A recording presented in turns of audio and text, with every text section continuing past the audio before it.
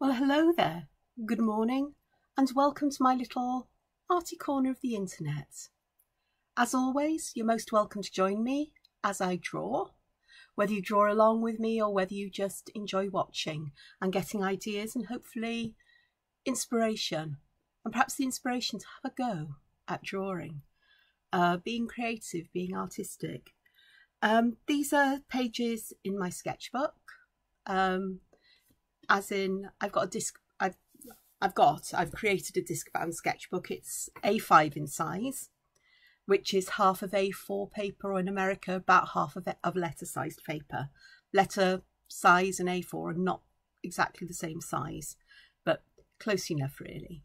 And the disc bound nature, so I've got these funny holes at the top, mean I can easily take pages out because I find it so much nicer to work on individual pieces of paper, but being able to bind things helps me to keep things a bit more organised than piles of artwork in drawers. Certainly is what I'm working on.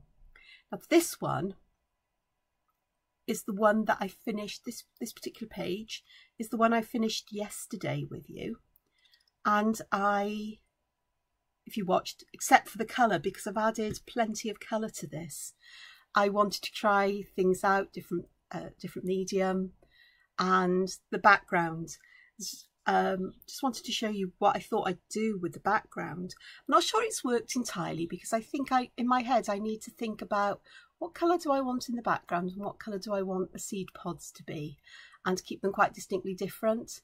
But I actually quite enjoy what's there in a weird and wonderful way, because it's more about exploring techniques and ideas and trying things out than it is doing perfect artwork. I've added extra colour to this here and I'm not happy with it. I prefer the orange to yellow blends. They looked a bit insipid when I added this blue around the outside, and I've just ended up with something that I'm not happy with, but that's okay, because it's a reminder to me when I look back on this not to do that again. Excuse me a moment. Okay, frog in the throat first thing in the morning. But what I did do is I have used watercolour pencils on some of these, but the background colour and the colour I've added to yesterday's seed pods, though not all of them yet, and to intensify the colour on these, I used Ecoline inks.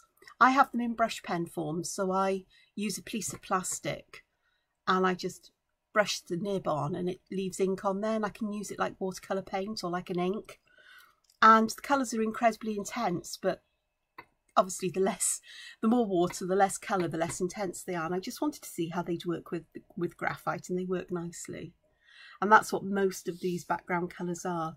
There are some that are watercolour pencils that I don't think you can tell the difference which is which unless you know the particular colour palettes. This one here is watercolour pencil, I think, if I remember rightly. I could be wrong, but I really enjoyed doing this. The other thing that came to me yesterday while I was writing my blog was that I remembered what these plants remind me of. They're not identical to, but they are the idea I think has come from them, are plants called horsetails. They grow in boggy places, I think, and wet areas, and they're quite sculptural and quite architectural, and I rather like them.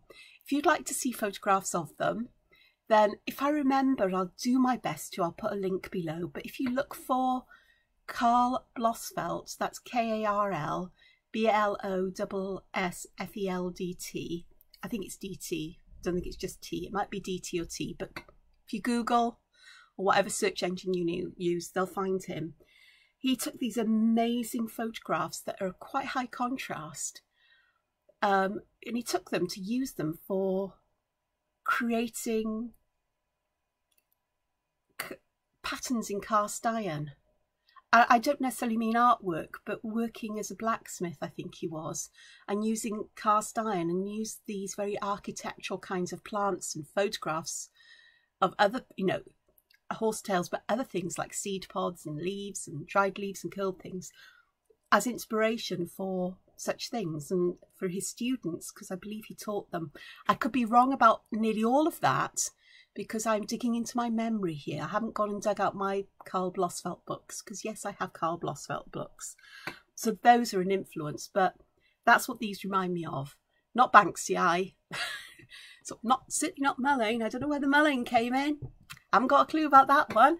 Something must have been rattling around my head. But it's those. I suppose they also look a bit pine cone-ish, but they're not pine cones. The basic shape is, but the pattern's on the top. I will do my best to remember. But sort of like, it's crazy bonkers. If I was to do something like this, I think I'd be more consistent with the media I use. And as much as I like the chalk pastels, did I use chalk pastels? Yeah, I think I did for a couple of these for this one, I think. I think I'd like to stick to watercolour media, really, whether it's the pencils, paints or Ecoline inks, because the transparency of the colour. Graphitint,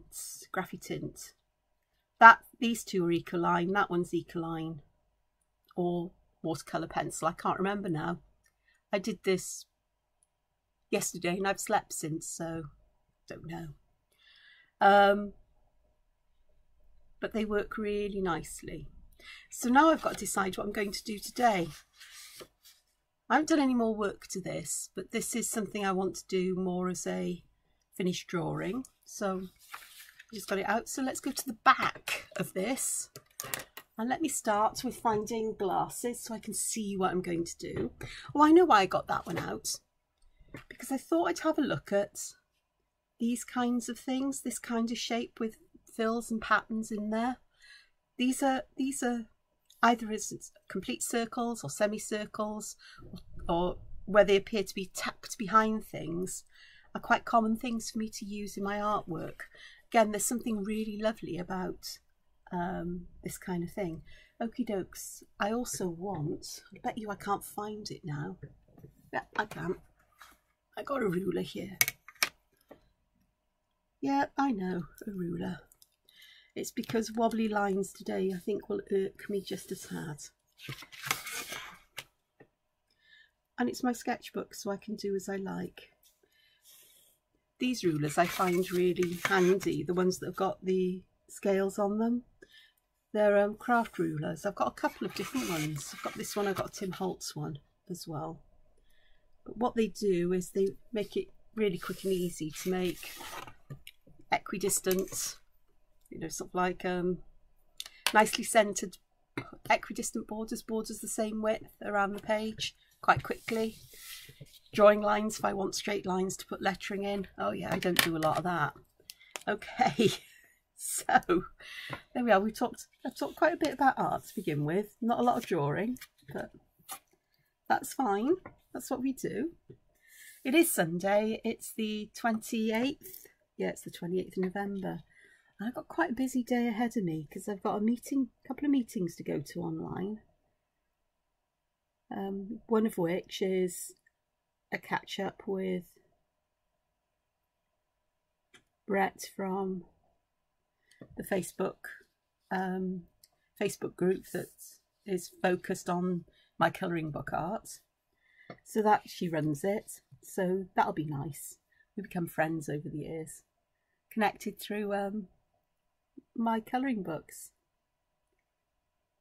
As that's what she got into contact with me first, her and another lady in America, and asked my permission to set up a fan group, which was, to me, was an odd request. Because I thought, do you really need my permission? But they felt they needed it, so I said, by all means. And that's how the page came about. Although I'm an admin there, I don't own it or run it. And if I've got enough time, when I post my colouring template, my weekly colouring template for them, I do have a look at the work that's being done there and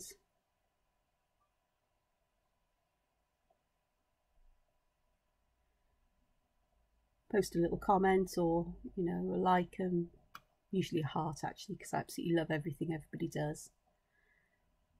all so different and so unique. It's wonderful to see, especially when there's lots of the same templates being posted in the week, because you can really see how people interpret things so differently. Even when there's an obvious theme like autumn or Halloween, it's amazing how many colour schemes people like to use for them. It's fab. I just love it. You know, the range from people who are completely uninhibited with their use of colour to those who stick within quite a structured colour palette in some ways. It's just wonderful to see. And the skill with which many have as well. They all have their own skills, but I'm talking about the skill to be able to create almost realism with colour. Well, it astounds me, as you know, because I'm not the best in the world with colour. I tend to keep it simple, apart from the flamboyance that I sometimes share. So this one is really quite easy because I say quite easy, it's about filling that space under the arch with roughly circular shapes. I say roughly, they're not identical. I like the variation in size. I like to put big ones and little ones around them. There's no rule or rhyme or reason. You know, to do it a different way would be to, let me draw another one of my, I'm just doing semicircles because the idea is the same whether you do a semicircle or not. You know, we could start round the outside with ones that are roughly the same size, quite big, and gradually, almost in rows, get smaller towards the centre. It gives a whole different feel to the shape. And sometimes I think I'm talking about things here and I'm thinking, gosh, I don't want to sound like I'm treating people like idiots, because I don't want to. But I'm just kind of enunciating my own thoughts and understanding why I do things, perhaps, or recognising that I do actually think about what I do. Kind of. Not always. But sometimes something will appear, as you've seen with seed pods, and I go, oh, I like that. I hadn't thought of that one. Yesterday was one of those days. So there's smaller ones, and then the next row I'll make them even smaller. And there does have to be a noticeable difference in size. And then even smaller, and I'll just fill the centre of this up with lots of small ones. And the smaller the circles, the more ink, the less space there is as well. So it adds a darkness that makes it look like this is going down. This one actually reminds me of microscopic views of plant stems, where you cut a plant stem across from side to side and you're looking down it and you get all of these tubes. There's a bit more structure to them than that. Yeah, my scientist is coming out. I always liked microscope images. They're fascinating. Even of gross things. So there we go. Okay, so how about if I start with the largest ones in the centre ish. There we go. That'll do. And then have some slightly smaller ones. There are some spaces I'm not going to be able to fit an entire shape into, so I'm happy to pop a smaller one in here and there just to fill those gaps in.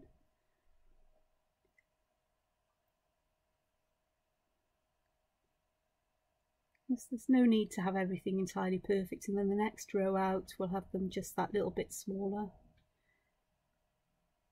I think just the difference in how you organise the size of a simple fill pattern. Because this is simple.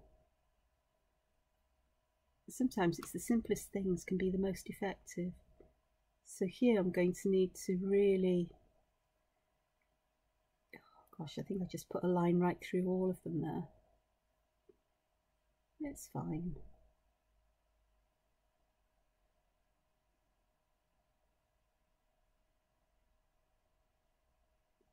So there are really teeny tiny ones around the outside edge, but that's fine because that helps to add to that. So the difference that these distinctly have shadowed areas already put in, haven't they? This one almost looks like these are sticking up and these are underneath or behind, you know, lower down than this outside rim. This one, it looks like this outside rim is completely the highest part, and these keep going down, down and down deeper, like a funnel, I suppose. So this would almost be like you're looking at the funnel from the bottom, sort of. And these are just all higgledy-piggledy. Really, really simple things to do. And they're effective because it's the patterns, the design is made up, you know, an overall design, an overall Zentangle tile or sketchbook page drawing like the one I'm doing is made up of motifs put together. This is how I work. It's not how everybody else works, but I like to, if we have a look at this one, there's a work in progress. You can see that I've created some kind of ground for my seed pods to grow out of, and I've used the very first kind of design I've just drawn. Yeah, they're different, like this one is made up of lots of big ones and some of them have got much smaller ones in, but the basic idea is the same. So they belong together, they're a family as it were. And in between I've used this, which I think is the Tangle Pattern Flux. So it's how I draw it, I think it's Flux. And I've actually used that for the leaves as well, on the stems. So I've used that, and will use that as leaves through everything most probably. I won't add many different things. I do want to use some different seed pods here, but I've got a collection here, and if I use this motif again, they will be that. They will be those. I am tempted to put a group of 3 up here and then have something in the middle. I don't need to go to the top of this page. I can decide where I stop at any point. It's not important. And I will do that because I get the feeling this is as high as I want to go. And that would give me space for a couple of these over here and something going on in the middle. Perhaps something hanging down would be quite nice. But I'll see that when I get there. But that's how I kind of try to think. Certainly on a smaller scale. On a bigger scale, things tend to go pretty crazy. And I'll show you something I'm working on in my sketchbook. I think I've actually come more or less to the end. But this is something I've been working on. You won't see it all because I've got this down. But you can see that there are lots of different stuff in here, some of which are seed pods I've drawn, those kinds of flowers, because what I work with you actually appears in my artwork. But there's lots of things. I've got some of this here. I want to incorporate this in a template I've done as clouds, I think, because I think that would work quite nicely. There's all kinds of things going on here. That's because I've got this huge space. And the desire to fill the huge space is quite extreme. But then I have others, like this, where I have stuck to pretty much fairly simple collections of items. This one, spot those seed pods, and with something different at the bottom. There's always something at the bottom to ground things because these are growing. This one is a bit different because it's full of buttons. And I wanted to create something where a collection of buttons could sit. This is an idea I'm ticking through in my head, kind of. But again, I've been drawing these, they've appeared. But if I've used leaves, I've used the same leaves everywhere. And these kinds of areas to give some of open space. Again, I've used them all over. this kind of pattern I've used and tucked in. So I'm trying to keep things fairly consistent. You know, the buttons are the thing that are lots of variation, but the rest of it isn't. Should I ever feel this is finished and I want to add colour, well, I feel it's finished because I put my signature there. I think the buttons will be ended up in colour, but I think the rest might be in quite muted colours, almost shadows. Whether I do that with graphite with grey markers or grey paint ink, or graphitint, which is much more muted colours, I don't know, but I haven't got that far yet. Okie dokes. So other things, I quite simply like to put stripes in here, but stripes with perhaps a little bit of a difference, because I do like the feeling of having them. I'm going to get a finer pen so I can see better what I'm doing, control the line a bit better. Just have them so they're almost like the ends of lolly sticks. Oh, ice lollies, popsicles. You know, the rounded sticks you get in them, or sometimes those sticks you get at places like Starbucks that you use for stirring coffee. Well, we certainly do over here in the UK. So that's quite nice, and it allows then for other variations.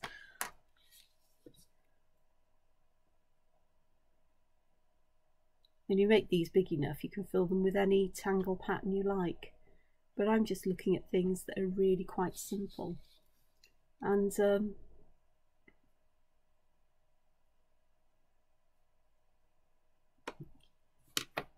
it's the same kind of thing. I've left a bit more space in these because I just want to put, I prefer to draw lines this way. Must be one there perhaps. That kind of thing. So you've got like these fine stripes there.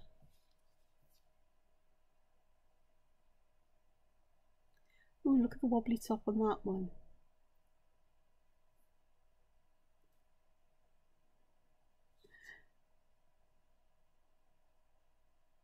That's going to be a low, wide one, just to fill the space in. They're all slightly different in size. In fact, in height, we've gone from taller to shorter. We've shrunk. It's sort of like there's a weight on them, so they've got sort of like pushed down and they've gone wider, kind of. It's fine. Okay. So I like shapes like that. I like that, simple patterns like that. But I also like, and I've done these, I think, with you, but I'm just going to pop it in here because it fits in.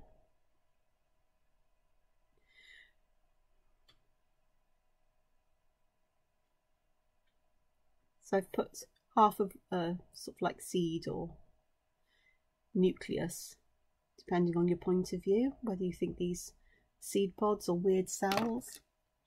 I don't have a problem with either, because ultimately they don't represent anything in particular.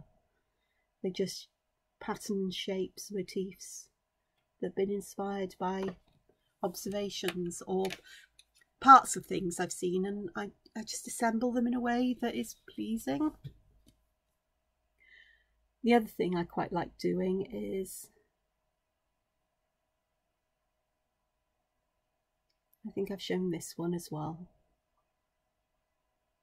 but it's a nice way, I think, just to finish this row off, is just lots of little ones in the middle, and then that contrast of straight lines radiating out from them. The contrast in from very curved to straight is quite interesting. So there we are, in just a relatively short space of time I've got all of these here, and they would make a lovely place for things to grow from. But I'm not going to grow anything today, but I'm going to draw a couple more perhaps, is when you overlap them, then there's this possibility for the shapes, because you create a shape that is sort of shell shaped.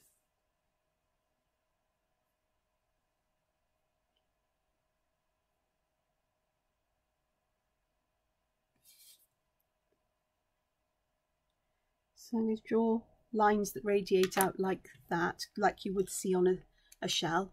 Actually, it reminds me more of an architectural moulding that you'd see in the corner of a roof or some such thing, or at the top of a column.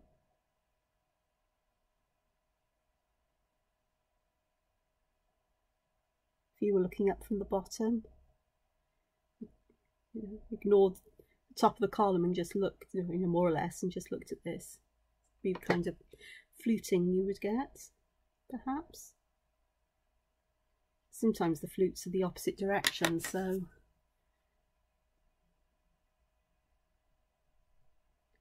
let's go to the next one and do the same thing. Here I will just fill this little bit in, but I'm going to use some lines here just to fill that in for a bit of variety. But I'm going to do the same thing here as I did in the previous one, and instead of having the tops like lolly sticks, popsicle sticks, wooden stirrers, I'm going to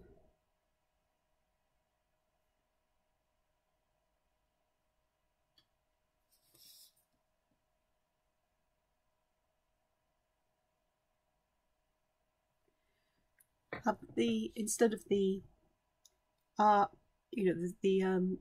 rounded end pointing outwards, the rounded part is now pointing inwards, and now it looks like you've got a roll of logs stuck in there, for want of something better. I could put a circle in there, do that on some, because that does help with that kind of idea that we've got volume just by adding a simple line. These ones, not so much. It relies on some kind of shadow or patterning going on. But look at all of those just done in a short space of time.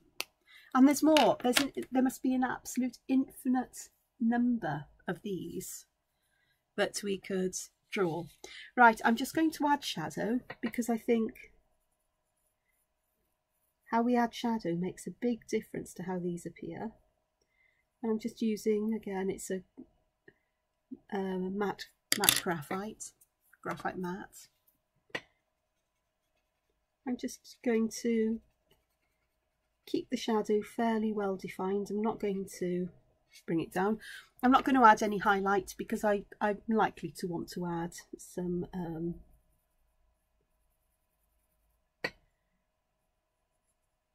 colour to these eventually.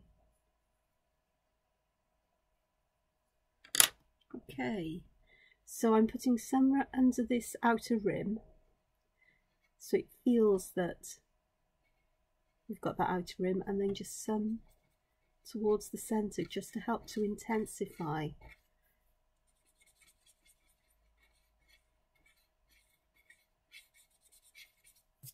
that darker area, and perhaps give that feeling that you're being pulled in. Here I am going to add some under this rim, and I'm going to be quite heavy-handed so that I can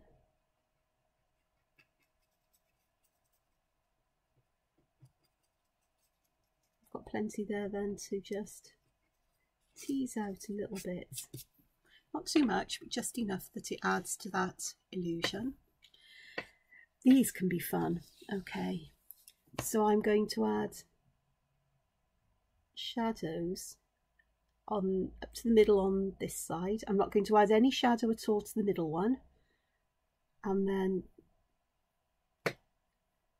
the opposite way here, so that you can see the mirror image of them. I can soften them, as in blend this in, but I'm not blending it out in any direction, just trying to keep it in that one place. And then that makes them feel like we've got rolls stuffed in there. This one's an interesting one. How can I do this one? So I'm going to add shadow within these. I'm going to make it quite dark at the top, at the edge, and just move it down that little bit. So the darkest shadows are just under that rim there. And indeed, I am going to pop just a little bit of shadow here with these, but I'm going to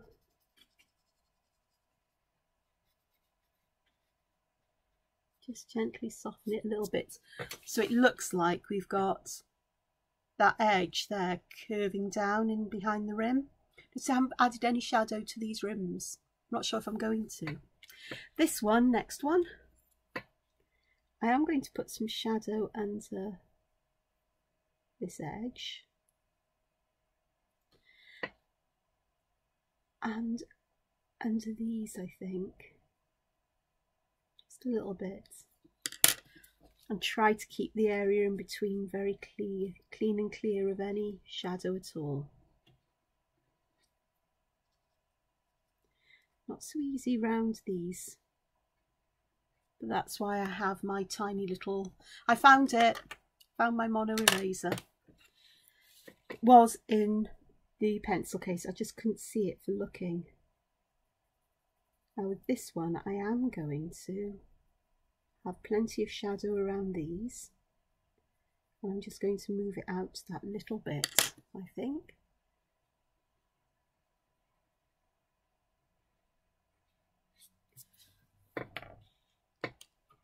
Does that will need just a hint under here, I think.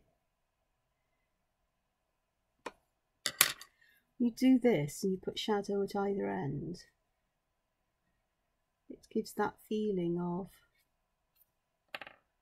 this bulging upwards, of being very rounded, and so we've got the highlight at the top, and that's something to bear in mind. Adding shadow is actually a really good guide, I've discovered, to working out where I put the most intense colour.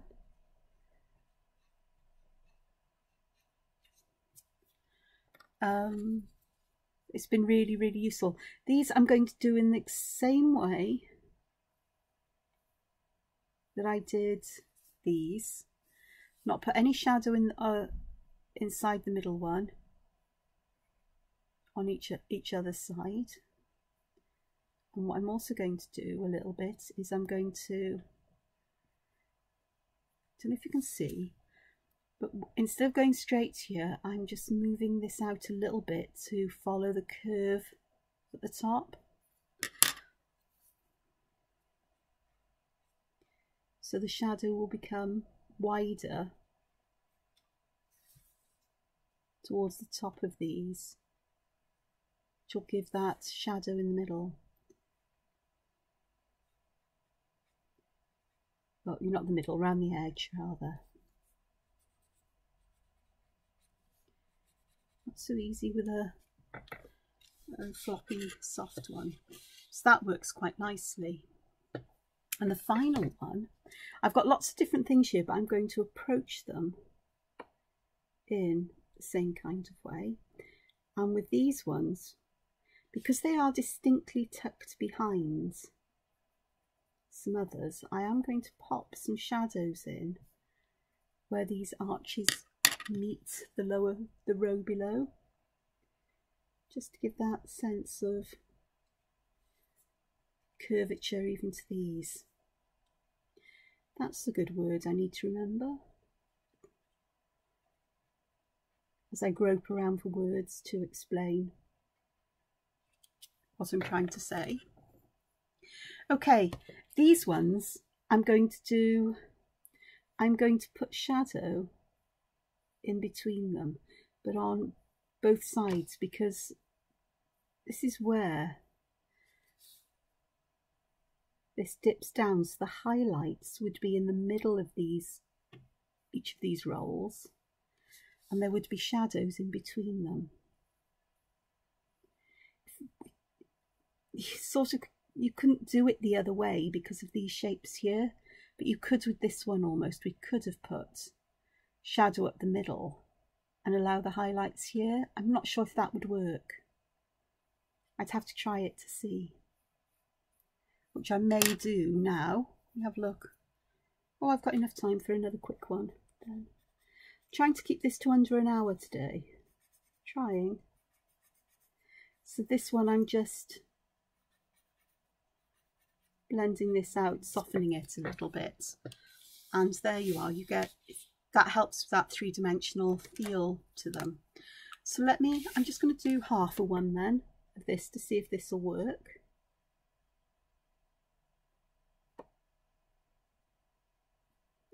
Oops, that's okay. Poop happens. I'm just going to fill that with plenty of ink there, and then you have a look. That actually may not have been a good idea. I'm going to leave them just straight, but I am going to put an alternative to putting shadow around here is to thicken that line, because it gives a very dark kind of shadow. Okay, so let's have a look and see if I can get this to, if this makes sense. Almost like they're folded. I don't know if it's going to happen.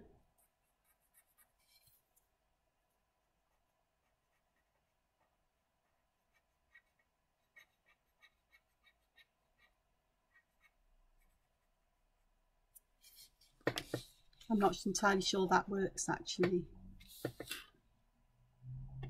I think it would work if I'll go to the other side.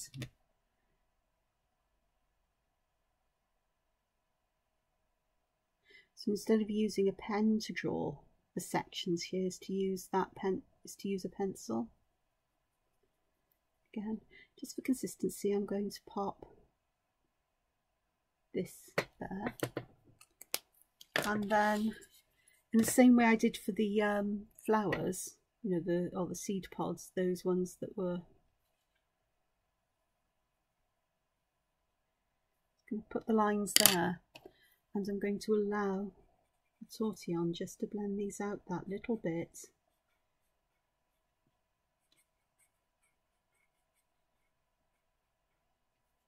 Yeah, we don't need the lines really. You can do it just with pencil, which gives it quite a different feel. And then I'm just going to go back with the pencil and just darken that a little bit.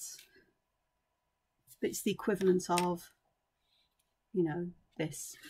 I'm not happy with this, so I am going to pop some pencil over this. Actually, hang all of that a mo.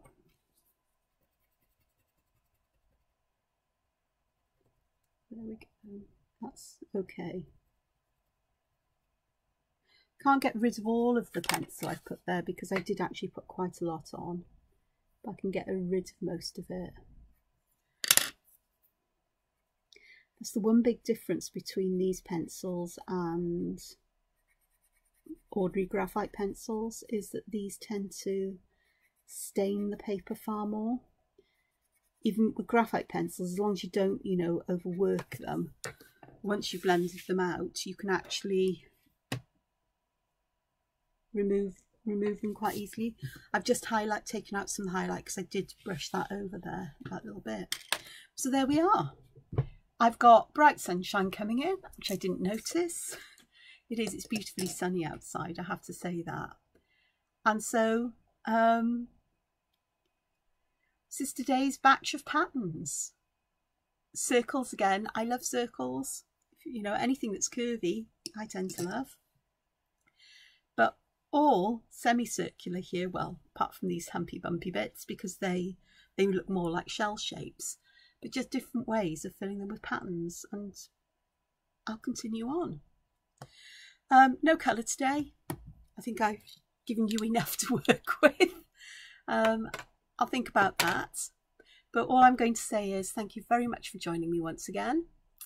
Please look after yourselves, take care, and hopefully I'll see you here once again.